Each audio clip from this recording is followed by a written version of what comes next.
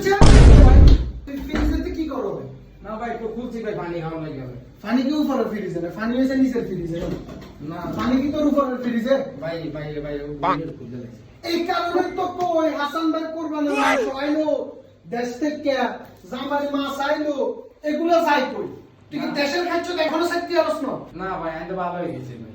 আগে সোরাকু দুইটা গ্রামে যে চা ছিল তুই অন হে সোরাকু দুইটা তো তুই দেখছো নি এত কারবারটা ও মামা রে একটা আমার কথা কইতে কইতে একটা মাছটা লুকাইলিস এটা জামাই মাছ না জামাই হাফ পিস মাছ তুই একটা খাইলি